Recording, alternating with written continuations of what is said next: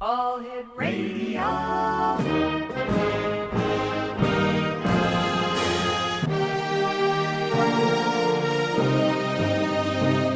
Welcome to the X Zone, a place where fact is fiction and fiction is reality. Now, here's your host, Rob McConnell.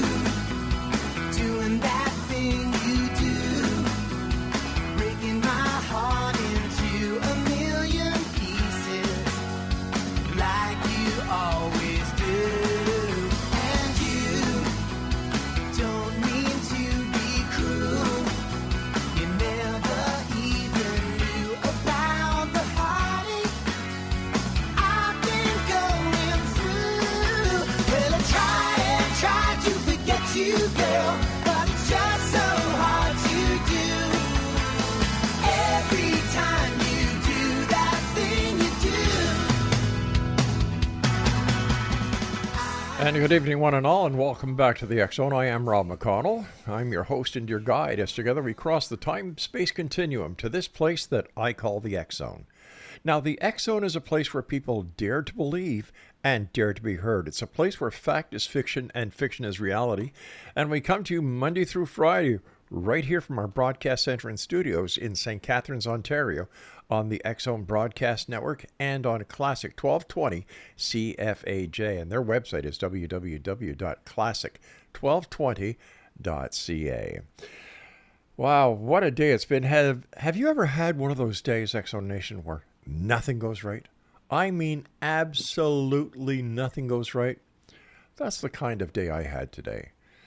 It was just one of those days that, I couldn't wait to get here to the X Zone where I'm surrounded by people that are friends, people that I've known over many years, and people who believe. And that's the greatest power in the universe, the power of belief. And I've got to tell you something, X Zone Nation. We here in the X Zone and the broadcast studios, we believe that we are here to do something very special, something very unique. This is our 34th year of broadcasting, 34 years. And I will tell you something, that everyone has a story. Everyone has an experience. And all we need to do is say, do you have something that you'd like to talk about? Show them that you're sincere. Show them that you're interested.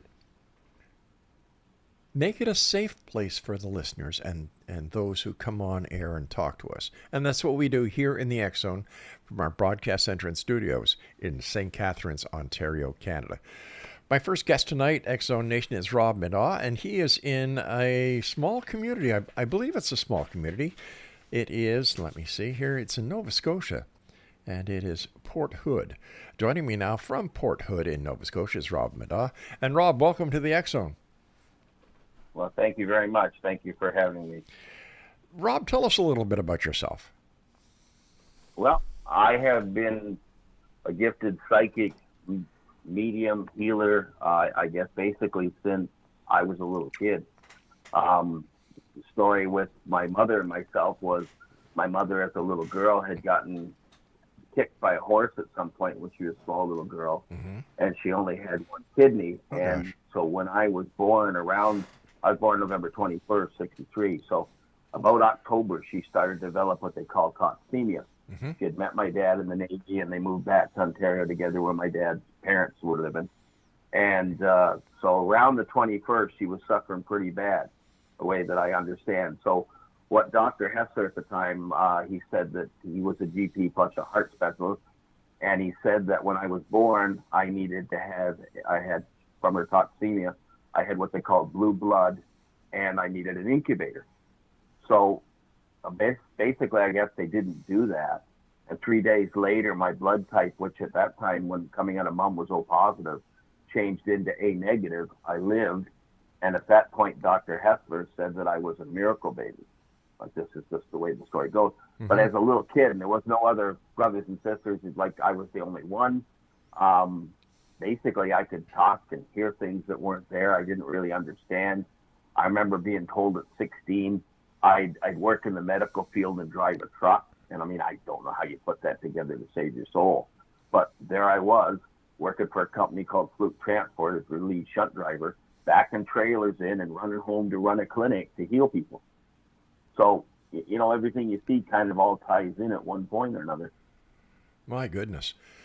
You, as a psychic and as a psychic healer, how did you realize that you had this very special gift? And when was it the first time that you started using your gift to help people? Well, about 1989 or so, I had been out of the service. I was in the Marines, and I was out of the service, and I was married. And I came home. I was working for a company called Tampa Hall out of Air. And there was oversized trucks and stuff I was driving them for. And I came home, and Diane, my wife at the time, was cooking on a stove, and she had one foot up on kind of like bandages around it, and she was flipping a little burger in the little oven or stove we had there. And like anything, I just stared at her foot for a second. Well, I heard a voice in my head said, if you take her and put your hands around her ankle, like where the injury is, she'll be better. I'm trying to figure, well, she's going, they don't know what's wrong with it. Yeah. She's going through medical tests. Let's give this a go. So I sat her on the couch after she made the burger, and I ran my hands around it, and she could put a slight weight down on the foot that she couldn't before. I said, well, every day, don't say nothing to anybody. Every day when I come home, I'll fix it up. And it started from there.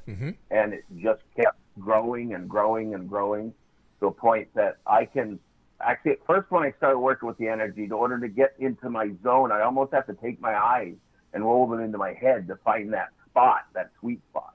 But as time went on and I kept doing it, I can basically talk and communicate and use my gifts at the same time while I'm giving energy. But my unique thing for me is I can go pinpoint with it, and I can feel responses. So basically, like if someone was filling up a tank of their gasoline in their vehicle, I can feel it go in, and then I can feel it talk to me and tell me where I need to move it. Like, for example, if someone sprays their ankle, for example, and sometimes they'll say you're out for a week.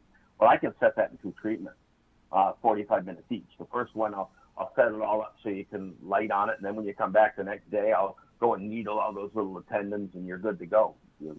And I've done the same with gout. I've had gout come in, and my manager would come in with canes, and 4 hours later he's leaving without it. Now the neat thing about gout is I found I couldn't touch it. It wasn't direct heat. I had to, because of the way it acidates, it acidates itself and crystallizes, I had to go over top of it and kind of rub it out. So I go over each joint, rub it out, and then go the other side and rub it out, and then get him to move his leg. Okay, that's freed up. And take moving up that way and just get the gout right out of the system that way. What's it like to be able to heal someone? It basically, for me, boils on to the next person. There's this incredible need to want to just spread the love, the energy with as many people as you can. And you asked me about my failures and my pluses. My failures is I can't touch enough people, which is a strange thing to say, but it's the feeling you get. It's an overwhelming feeling to help as much people as possible. And it boils down to the one thing that I don't like it when the doctors give these people a terminal thing. Okay, there's nothing more you can do for you. Go home. No, that's when I get mad. And I said, well, seek out all the things you can seek. It has nothing to do with me. But just don't take that answer. Look for more with faith. Look out there and see what you can do. Get more stuff done. I don't care if you have to go to Timbuktu to get it done, but there's somebody somewhere that can give you another option. Don't take that final option because life is too precious. It certainly is. Tell our listeners about what happened when you were 16 years old when you had your vision. Well, I was with my friend Brian, or friend by Brian, and we were in the BY youth group. And for me, I was always finding myself to be isolated a little bit. I didn't quite understand how everybody worked, but at the same time, I had something growing in my own head to figure it out. But when I seen the vision that I was either going to be working in the medical field and driving a truck, I couldn't quite, like I said, put that together. But later on, when I found myself doing the same thing and then running home to a clinic and my own clinic that I had set up, And I even remember at one point, my wife seen this lady who had trouble walking. Right. And so she asked in a parking lot if she'd come home, because I was running this clinic at night, this free clinic. And so this lady came to our place, and I started working on it. And this is a hard thing to say, but it sometimes we run into it. Sometimes people are the diseases. Sometimes people get something and they want to keep it, and it defines them. And this was one of these points. This lady wanted a disease. She wanted to keep it. It defined her. So as I'm done doing the treatment on her, I go back out, and her husband is sitting at our kitchen table waiting for her, and tells me that he's a police officer, and he's charged guys like me with fraud before. Whoa! Now So come on. Come on. Yeah. What grounds did he have to even suggest that you weren't legitimate? I guess it was just in his mind, but I did fix this problem. What I did was I read both their heads at the same time and told them what they were both thinking, and they started an argument between each other. And after that, he became one of my best friends. We'd go all over the place. We'd go to, I used to do this thing for a herbal company that have herbs and vitamins and stuff, and I would go there, and he would have a notebook, and I would assess them up from one side to the other, and he would write this down, Jim, the highlights of the things I said, and give it to them. No, but Jim became quite the friend after that. I guess sometimes you just got to wake people up. Eh? Well, I'm an ex-cop, and I realized that in the old days, telling fortunes for consideration was an offense under the Canadian Criminal Code, which I could never understand. But seeing is believing. Like I was talking to you before we went on air, I've been doing the show for over 34 years, and I've talked to psychic healers. I've talked to members of the medical community, Western medical doctors, who say that there is more out there that we do not understand, that anything is possible until it's proven it to be impossible. Yeah. One of my very good friends is a preceptor for the University of Colorado Medical School, and she is a somebody who deals with, how can I best describe it, New Age alternative medicine that the medical community is very, very interested in learning about. So, my friend, hats off to you for doing the great work you do. Well, thank you. Well, I'll tell you one of the things that happened with Jim. Now, this is my one dream, is to actually work with leading doctors and just be paid a salary to live and do what I need to do and just go around healing people.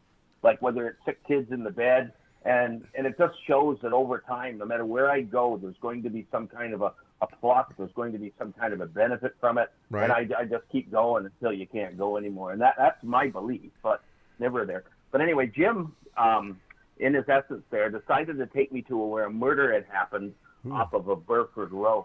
All right, listen, I'm going to stop you here because I've got to take a break. So when we come back from this break, let's talk about where your friend, who's a police officer, took you to a murder scene. Does that work for you?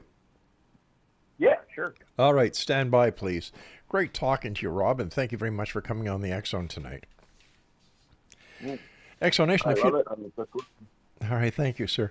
X-Zone Nation, if you'd like to have the opportunity of contacting my guest this hour, the email to do is Dave, D-A-V-E .hammer, Hammer, 12 @gmail.com. That's Dave.hammer12 @gmail.com. And Dave and I will be back on the other side of this break as the X-Zone continues with yours truly, Rob McConnell, on the X-Zone Broadcast Network. And, are you ready for this? Classic 1220 CFAJ here in St. Catharines, Ontario. The website is www.classic1220.ca.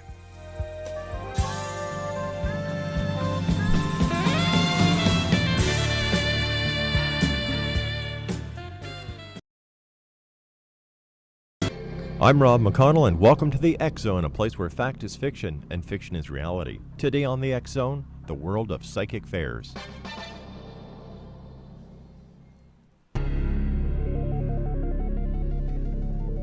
Throughout Canada, psychic fairs spring up in towns and villages of all sizes. Now, what is the best way of choosing a psychic at a psychic fair? According to Stan and Ray, organizers of First Star Famous Psychic Fairs, visitors to a psychic fair should walk around the fair a number of times until they're drawn to a particular psychic, and you can visit their website at www.e-psychic.com. Never be pressured into getting a reading from a psychic that you just don't feel comfortable with.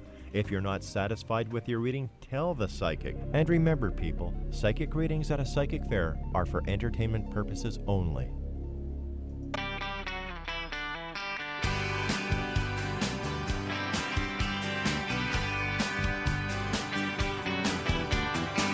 I wanna know where my confidence went. One day it all disappeared. I'm lying in a hotel room miles away. Voices next door in my head.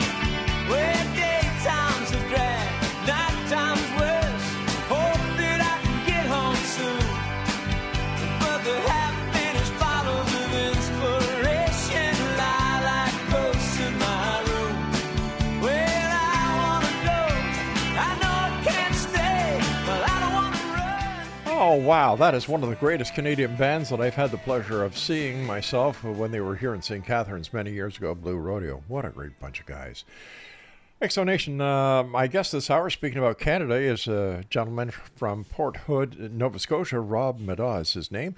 And Rob, thanks very much for joining us tonight. Always a great pleasure talking to a fellow Canadian. Oh, great. Thank you very much for the opportunity. All right, now, when we last left, before we went to our last break, we were talking about the friend that you made who was a police officer. He took you to a crime scene. Take it up from there, Bob. Yeah. Okay, well, this is in a rural area outside of Brantford there called Burford Township. And what he did was he said that there had been a crime, that the body had been found. Mm-hmm. And what he did was he just drove me up in the police cruiser there, and he asked me what I could see. Well, I wasn't happy with where he drove me to, and I asked him to back up. So he did. He backed up maybe about, 70 meters or so. And I got out of the police cruiser, and this was a wooded area, and I went into a corner of the woods, and I started walking in that one corner there, and I stood there. And so he was standing on, this was just like a summer type day, so he was standing on the other side of the cruiser and his notepad out. And I kind of explained what I'd seen. I seen that there was a kind of like this girl that was found, that a van had kind of picked her up, and inside the van was a gentleman and his brother, and the brother, we'll say, was a little bit slow, and he got playing with the girl, and he basically broke her. And so anyway, I'm telling Jim this, and I said, how'd I do? Well, Jim says, what you told me is still an ongoing investigation, but he says where you're standing to is where I took coffee to 3 years ago. Wow. So I had needled it down to her exact spot, and, the rest of it, we never know if it actually ever got solved, but just that piece of it is a big clue that you're turning into spirit. You're actually, you're on the money, as they say. Let me ask you this, Rob, and I don't know if you've been asked this before, and I don't mean this to be condescending or sound like too much of a skeptic, but why you? Why do you think that you've got this gift? And I've got to tell you something, my friend, I envy you. Well, it can be a curse too. Really? Because so much, you're kind of overloaded with so much things that you can do, and sometimes you just don't have the ability to be able to do it. The person will show up. They put other priorities ahead of you. Like the biggest thing I've had for healing is if somebody doesn't want to play your fee that you have, because here's how it works. You all have to pay the pony, as they say. You have to give up something of yourself in order to get thanks for what you've been given. It goes back to an old phrase in the Bible, But when it comes down to it, I've had people that would substitute their need for a drink or substitute their thing for a smoke. And if I knew I could get those other 3 or 4 treatments into them, they like to be set, but they're left you halfway. So you're kind of frustrated in a way, and you kind of, I'm a person, because of my military background, I like to complete a job I started. I don't care if it's out of my own pocket or not. That's irrelevant to me. Well, wait a sec. Hold on here. Just hold on for a sec. You were in the military? Yeah. Then there's something I'd like to say to you. Okay. Thank you for your service. Thank you. I appreciate that. I actually just got my first medal from the Legion for for being executive members of all the years I served. God bless you for that. God bless you for that. You know, I don't think there are many people out there who realize that the freedom and democracy that we Canadians enjoy is because of people like you who served in the military. And when I watched with my wife the other day the remembrance ceremonies from Ottawa, I got goosebumps. I got goosebumps because, you know, if it wasn't for the members of the military, past and present, and those who are going to join in the future, Canada would not enjoy the freedoms and the democracy that it does. So thank you for your service. Well, thank you. I mean, like you say, you enjoy the freedoms you have because somebody else laid their ass down on the line for you to have them. And, you know, that just can't be said any more than that. I heard a phrase the other day that was, the voice of history is very heavy. And I thought, wow. Yeah.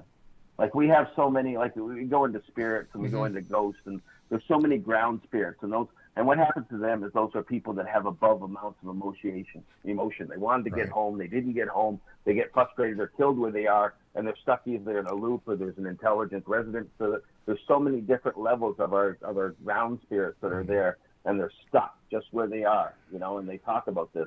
And, you know, that's the part that I guess at one point when God does his thing and calls everybody up, you know, we can have the atone and everybody can get back upstairs again or wherever they want to go. But for now, there's a lot of them stuck on this level.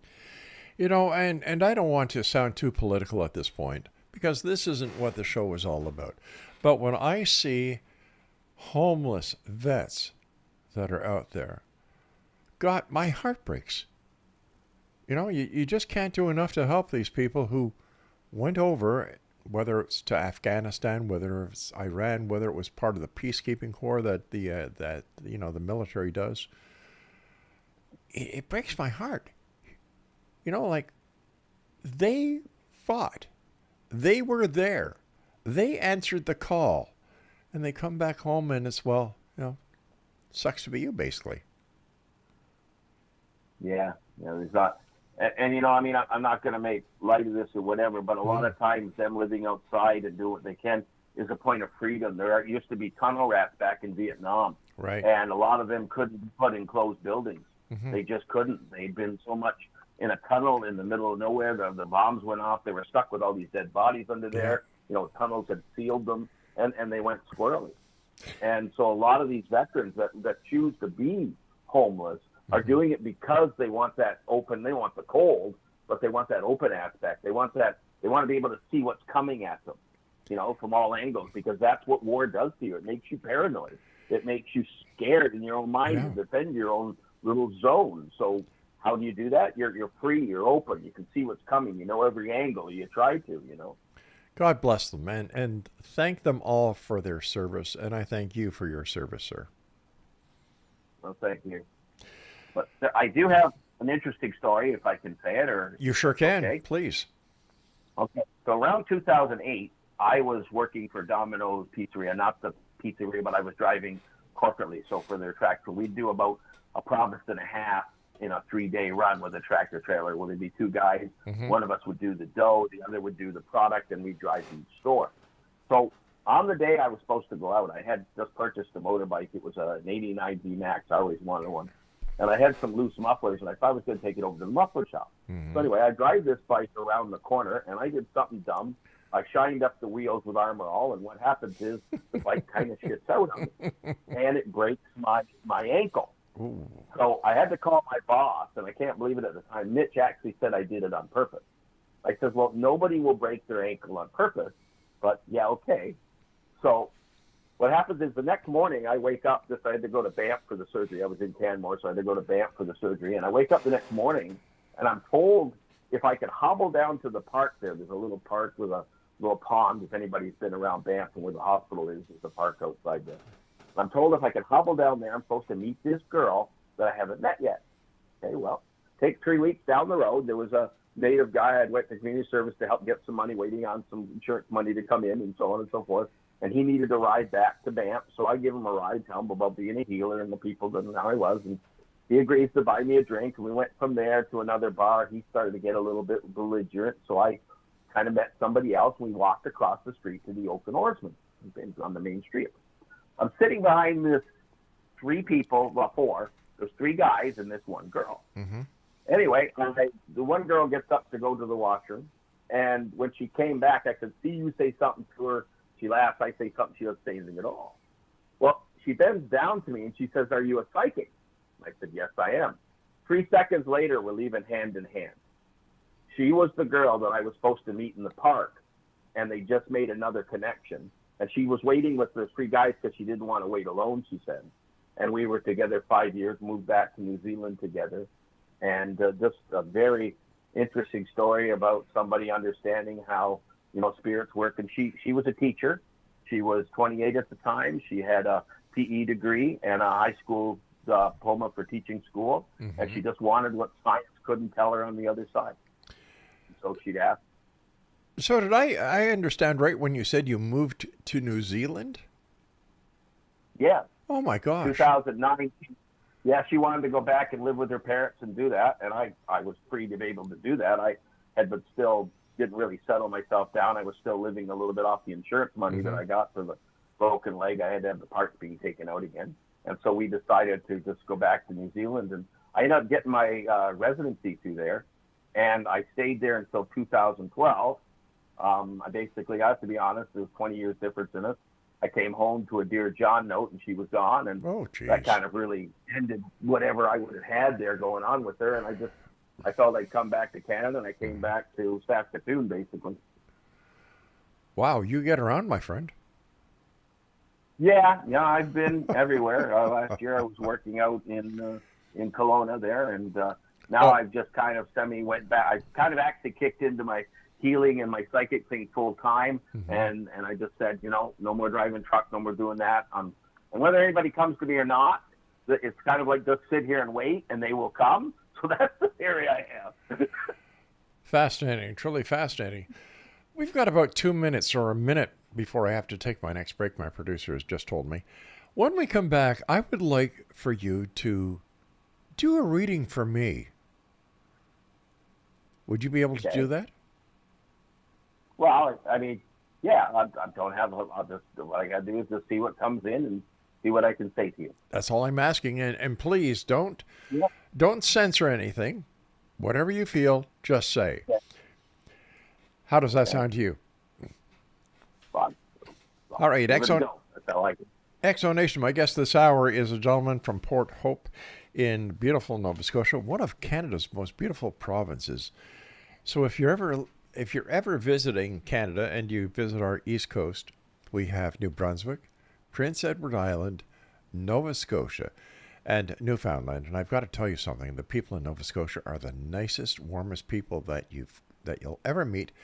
And I've got to tell you something. If you love lobster, the Bay of Fundy lobster, all you do is add butter. We'll be back on the other side of this commercial break now that I've got everybody hungry as the X-Zone continues with yours truly, Rob McConnell, from our broadcast center and studios in St. Catharines, Ontario, Canada, on the X-Zone Broadcast Network and on Classic 1220 CFAJ. The website is www.classic1220.ca.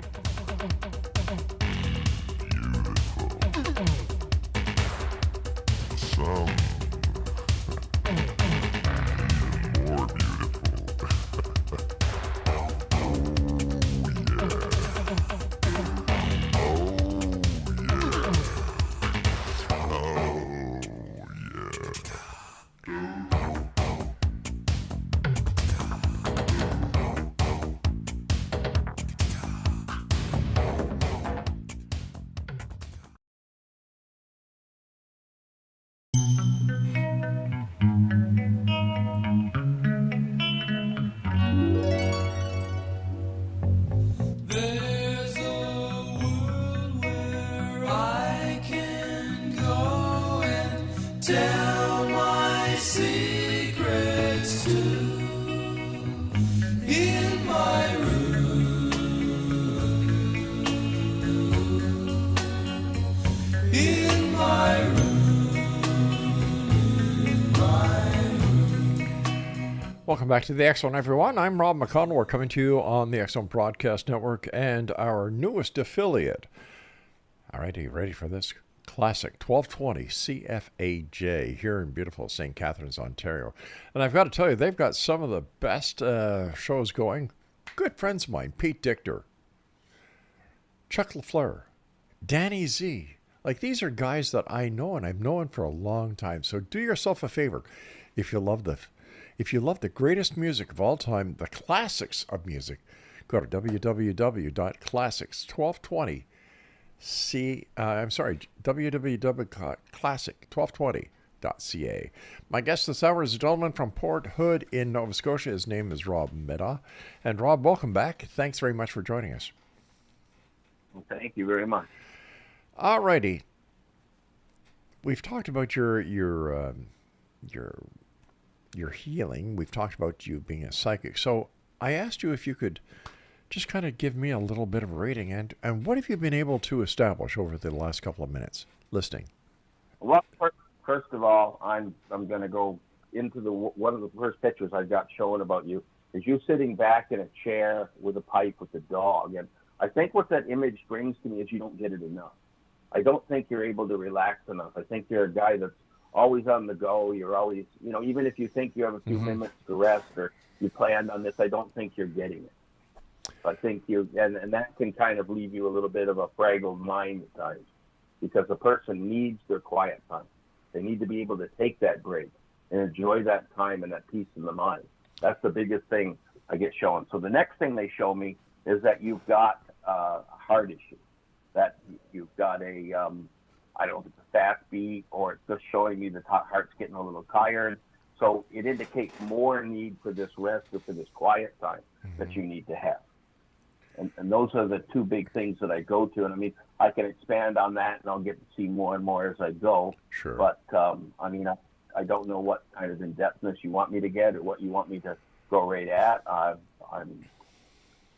The big thing about being as a Marine, I found with my ability, the more I'm challenged, the harder it goes. Like it'll go in and get more. It's just that part of that. Nobody's gonna. I had one guy one time said that about 3 or 4 psychics couldn't read him, and he laid down. At that time, I was charging $20 for a half an hour, and he laid the $20 down and he said to me, "If you can read me," he says, "you can get this $20. You don't even have to answer any questions." So for the first couple of minutes, he was right. Very hard walls couldn't get through. Right. So I decided to scan him medically, and I found that one of his eyes was weaker than the other, and I was right in there. And it's just as they say. My grandfather used to say, used to guy who skinned muskrats, and he says there's always a way to skin something. He says you just got to go at it in a different way. All I'm going to say, Rob, and I'll talk to you later about this, is you're right on both counts. Well, it doesn't. See, it's not coming from me. See, Spirit knows all the stuff, and they just tell me. They just tell me everything I need to know. Like when I ran into a gentleman who was a stroke patient. He was a top out of Hamilton. I was doing a TT course, and I actually started working on the lady. I was just trying to get an idea of what I had, because that's back in the 90s. Nobody knew nothing. And so I started, scanned her. I seen that she had a series of migraines, and I went to work on one. Everybody was figuring it out. I was already rocking and rolling with it. And so the lady who was teaching the class got offended at me. Like, "What are you doing?" I said, "Well, we have time. They're all figuring it out. I'm just going to go heal." And so she was mad. So that lady there that was my partner at the time, there's somebody in class, said, "Hey, my husband's had the stroke. He's 42 years of age. Could you come over?" I said, "Yeah, after work, after putting the trailers in, I'll come over and see what I can do." So very first day I stood there, and he was looking at the wall on the ceiling, and we put up a piece of paper, and he had blurry vision. So what I did was I bounced the area energy off the back part of his retina, off the back part of his skull, and he started to see better. It started to clear up his vision there just by pouring the energy in the back part of his skull. So I'm working on his debilitated part. It didn't feel right. I said, "Okay, on the way home, I live an hour away. On the way home, I'll ask what I need to do." And this girl amazes me today. I'm not reading any medical books. I'm simply working for God, doing what I need to do. And it tells me to work on the other side of his head. So at that time, I had no idea that left and right brain had anything to do with each other. So what I did was I laid him the next day. I laid him down on the floor on the opposite side of his head, a little bit above his ear. I worked on that, what would be an aneurysm at the time, and 3 20-minute sessions. On the third day, it peaked. It said, "Tell him to stand up. He could use his arm." He stood up, and his arm was fully functional. So if I let it go for a day, it would lax, but I worked it out in about 2 weeks, and he was good to go, and I never heard any more from him. My goodness. Why do you think that the established medical community just doesn't want to open their eyes and open their their hearts to the possibilities that people like you and other psychic healers can bring to those who actually need the care, especially in today's medical quandrum that we all see? It's the medical communities are kind of overruled, and they could actually use your help. Yeah, I have one word. Money. Wow. Unless we can make something from it, or unless we can have it as a pharmaceutical side or something that we can, I can't tell you if I had my wife on here, her father died from cancer, and she'll tell me this, and I'm not picking on anybody in general. What I'm saying is what she told me. And she said they would often have his file outside the room, and they'd come into the room and they go, oh, well, you're not Mr. Jones, or you're not this, you're not that. And so a lot of times it's like having blind men put up a building. They're just working in the dark. It's like a big friggin' dartboard, and they figure if they take a stab at it, maybe they'll get close to the bullseye, but most times they miss. What was the hardest case that you came across as a psychic healer? I had a woman. I moved up to Shetty Camp there and was working out of the Shetty Camp area there. And I had a woman come to see me that had reproductive cancer. And it was on her final days. At this point, she weighed 88 pounds, and she wanted me to come to her house. She was very weak, and I did. And I worked on her. And sometimes, here's the thing, sometimes I'm not going in there to win. Sometimes I'm going in there to move them quicker to the other side so they don't suffer. It's kind of a double-edged sword. You don't always go in to figure you're going to give me more time. Maybe they're not going to suffer. I kind of thought I was going into the picture on that, perhaps that particular deal. So as I'm working with her, and when I finished up doing the energy tour, she turned to me and she says, I now know what an angel feels like. Well, that was very moving, and that was beautiful. But when I went to go check on her the next day or the day after, she had passed away. Oh, and the family thought that I had killed her, and they didn't want me to come up and be part of the funeral. They didn't want me to be anywhere near Scotia. That part that's hurt. I did everything I could to help her, put her in a better place, and at the end, I'm the fall guy. So that little stuff like that is the stuff that kind of gets to you, because you have no control over that. You're simply just, like I said, I work for people I don't see. I'd love to have a positive outlook on everything I do, but that's just not life. It never always happens that you can patternize. If it does, then there's something wrong with patternizing. Before the show, you were telling me about a UFO experience, and I'd love for you to share it with our listeners. So this was around May, about the last Wednesday in May 2021. I had woke up that morning saying to my dad, I live down here, he lives off of Inverness. And I woke up that morning there saying that we're going to be visited by a UFO. Now let it go like that. So that night, my son and my father were outside the deck. He had bought a little bit of fireworks from Halifax. My son was in the 30s. And we let off one of these small little, they're like a little tube, and they got those 40 or 60 feet little balls that come out of them. They're multicolored. And this was getting low to dusk still, kind of dawnish outside there. And we're 3 kilometers from the town of Inverness. Anyway, as we set off the first set of this, up comes this UFO. Now it's not making a single sound. It's about 300 yards from us. It's about 200 yards off the top of the trees, and it's just moving very silently. It's about 140 feet long. It's about 40 feet wide. And the neat part that I seen in it were these windows, or look like windows. They look like windows you'd have in the top of your skylight. They're kind of tall and square and rectangular. And there was about 6 of them. But the neat part that I noticed is all of them had equal light in them. This is a unique thing to look and see all the little panels. So whether they were sensors or what they were, I have no idea. But we had where it was a hayfield at one point that my grandfather had when he was alive. So it's always been kept kind of down. There's not trees all through it. It's just kind of like a borderline of being a hayfield. So the craft started to go up, and then it drifted towards where the old farmhouse is on the opposite side of the road, about where they'd come in the entrance. So we came up with the idea, my dad's an old ex-Navy boy, we came up with the idea, why don't you take one of those tubes, fireworks, and act like you're going to fire on the craft.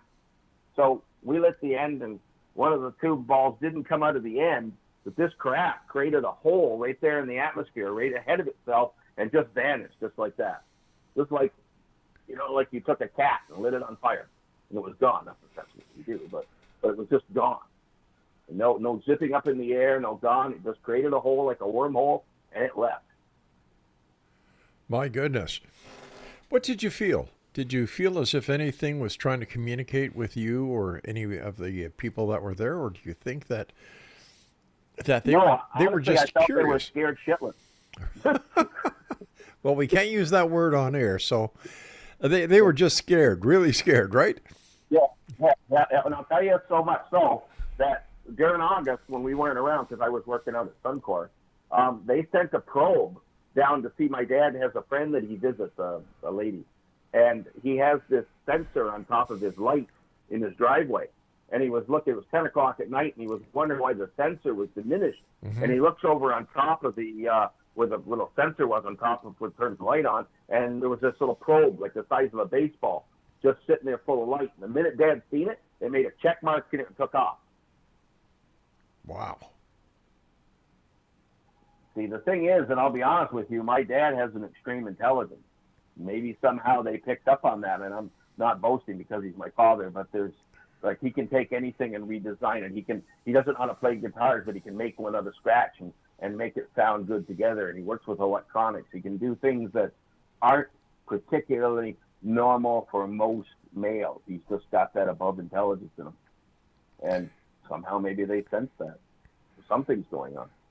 Do you think that it's possibly something in the genetic structure of your dad? Was there anyone else in his family prior to him that may have had these experiences as well? Is there anything within the religious philosophies? There are so many questions, so many ways that, I think from my side of my gifts, they come from my mother's side and my grandfather. Now, in Gaelic, boxins are ghosts. And I've heard stories of my grandfather talking about the property where our house sits now, that he went to go pull a mare out of this property, and the mare kind of reeled up as he went to close the gate, and he sees this woman in a white dress that's a ghost going down the highway in front of him.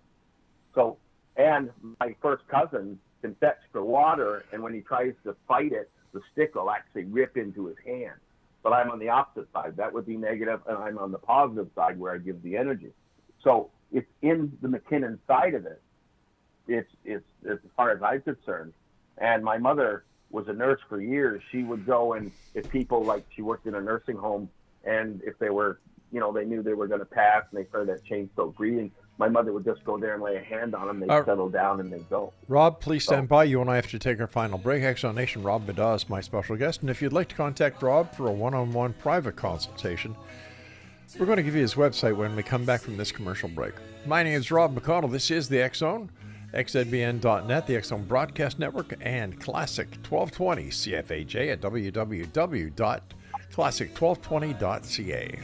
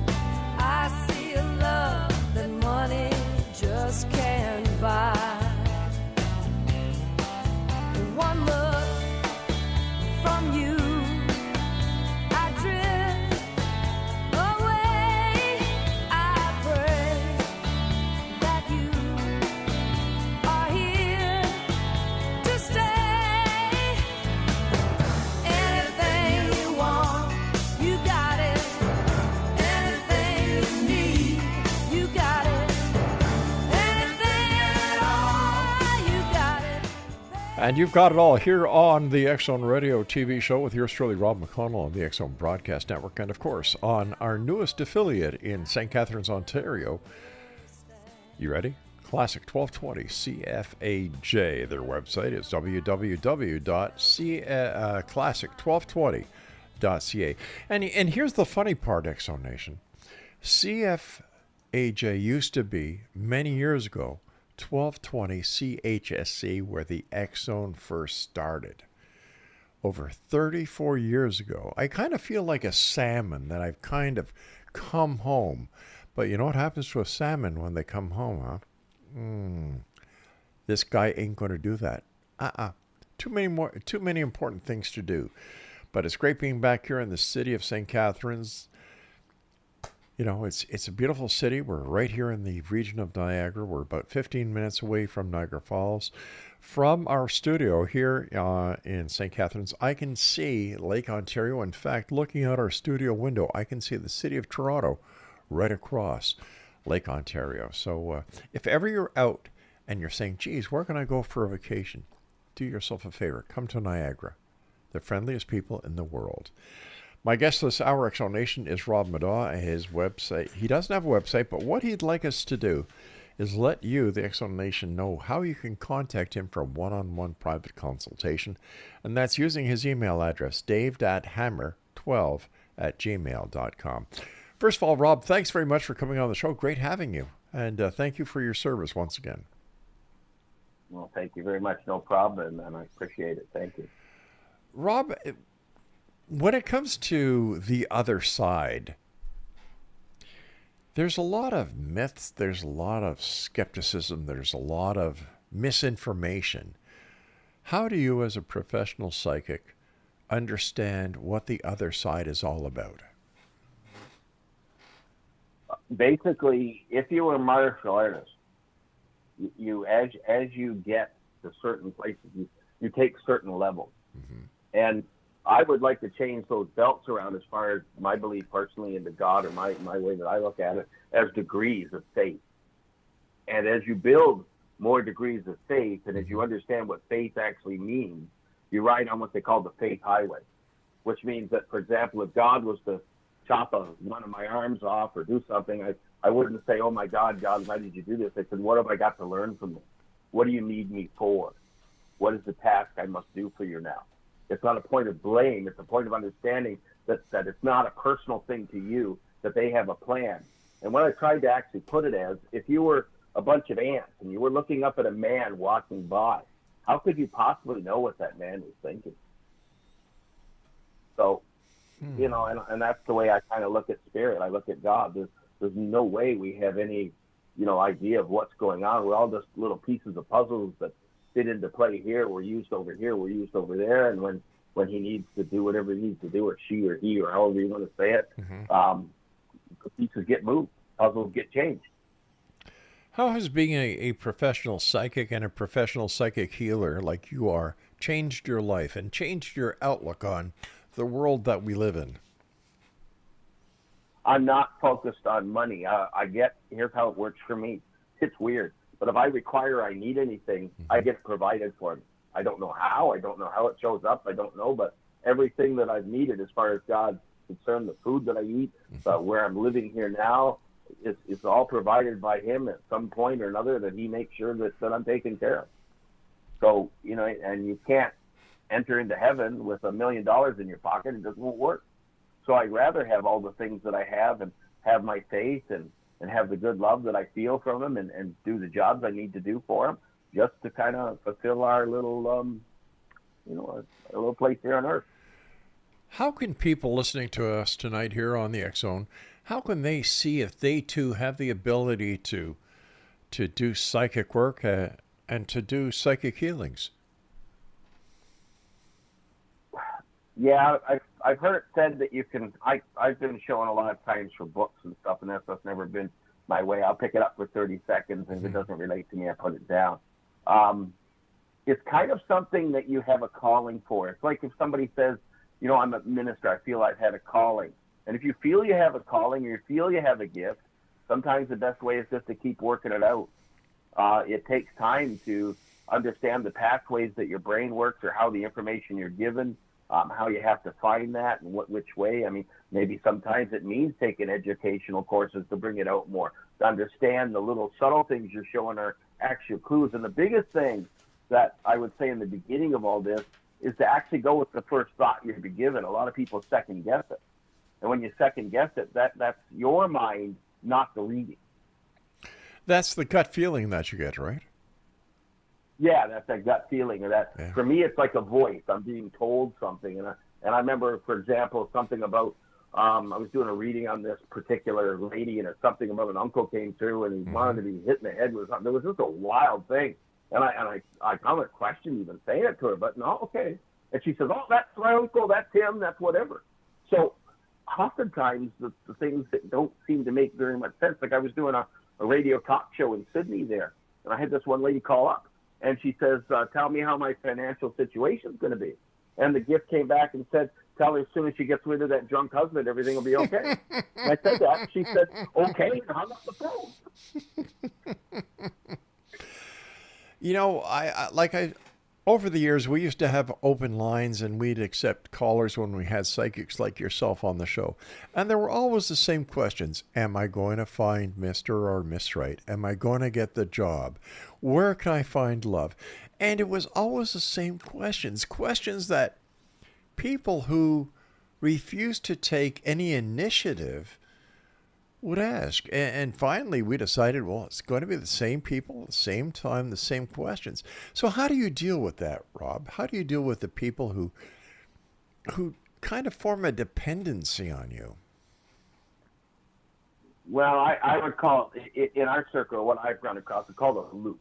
When they keep doing the same thing and it comes looping back the same way, then you kind of just got to have a hand out there for them and say you'd like to help them, but you find a way to quickly try to distance yourself by them a little bit. You know, you never want to close the door on somebody. Sure. But, you know, you can say, well, maybe my friend Linda can talk to you a little bit more on this side of it. Maybe I'm not quite understanding enough of it, and she's a little better at this thought. You know, it's just a different way to tell somebody, you know, like, give me a break. Exactly. You know, there are psychic fairs that pop up across Canada and the United States all the time. How can somebody going to a psychic fair actually know who the best psychic for them to talk to is? Well, I'll tell you what I've learned from the psychic fair in Busy. Here's the deal. Okay. So let's take, for example, out of the Brantford Fair, for example, you got to go there and there's a fee for you as a psychic person. You put down, say, $2,000 for you to be there for the weekend. Wow. Now you spend so much time in that hour to do your thing that you're trying to recuperate the money that you put out to be there, that it gets more into a show and a whole lot of pain in the butt to try and get back the money that you really don't give the quality time like you'd like to. I'd like to see that fee or that greatly fee reduced, like go into a big pot and this is what we need, and let psychics and healers and everybody kind of relax in that circle and not be a dog-eat-dog circus when you come to something like that. I remember years ago, a good buddy of mine, Marty McLean, and I went to a alien psychic symposium in Toronto at the International Center. And we got there early and we're walking back. We had a booth there for the X-Chronicles newspaper that we've been publishing. In fact, we were the first paranormal parapsychology newspaper ever printed around the world. So we were there, and we walked into the little kitchen area that they always have for the participants, and the psychics were saying, well, do you think we're going to be busy tonight? Do you think we're going to do good? And I looked at Marty and I said, shouldn't they know? So So how does somebody going into one of these major events where there are 30, 40, 50, 60 psychics actually know who's legit and who is just there to try and make a quick buck? Well, I can't say that. I mean, that would be individually picking on some individual, but I will tell you a story that relates back to me. Okay, from New Zealand. All right, before you go on, I've got to say we've got about 3 minutes. Okay, well, it'll be quick. It's more of a quick story. Okay. So I was coming to New Zealand, and I was coming to a little town called Blenheim, and Blenheim had some psychic. It was a psychic shop downtown. Mm-hmm. So they had gone to see. It was over in Wellington. It was Sylvia Brown. Oh gosh, yeah. At that point there. And Sylvia Brown told them when they went for the reading there was actually going to be a Canadian healer coming to work out of their shop. Mm-hmm. So I got honorable mention from Sylvia Brown, which had to get it from her people to tell them in the first place, because Sylvia Brown didn't know me from, dog From Adam, yeah. So, yeah. And so I'm saying that if you're good at what you do, Spirit will carry that. And Spirit will make somehow known to other people that need to use you and let that out. And they'll feel that vibe from you that feels that this is a good person to come to because I feel that they're good.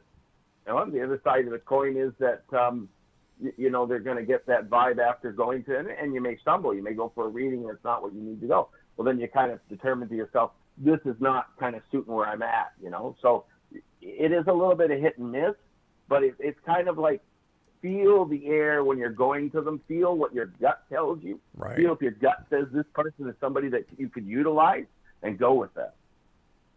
Go with your gut and go with your heart. Yeah. Listen, I've got about, Craig, how much time do I have?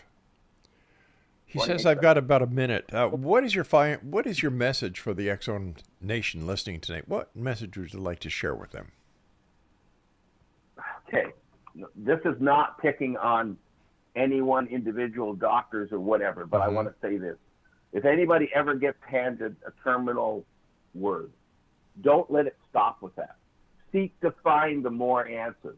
Don't let that be your final clause. Let your faith carry you to where you need to go. Just don't give up. And if I say that has to do with me or anybody, that's my biggest thing that I could say. Please don't give up. Your time is valuable on this planet, and giving 1 minute longer than what you're not going to and being and believing that that's going to be your end is not possibly your end. Believe in the furtherness.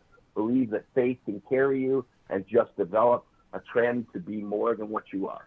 Rob, quickly give our listeners your email address so that they can contact you if they'd like a one-on-one consultation. Yeah, that's Dave, DAVE.Hammer, HAMMER 12 @gmail.com. Rob, I want to thank you ever so much for joining us tonight. I look forward to the next time that you and I join together here in the X-Zone. Until then, thanks for being on the show tonight. And once again, thank you very much for your service. Thank you. Good night, sir.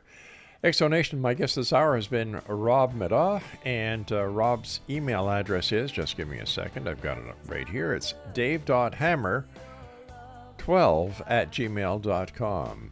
I'll be back on the other side of the short break as we continue here in the X-Zone from our broadcast center and studios in St. Catharines, Ontario, on the X-Zone Broadcast Network and our newest affiliate. You ready? Classic 1220 CFAJ, www.classic1220.ca.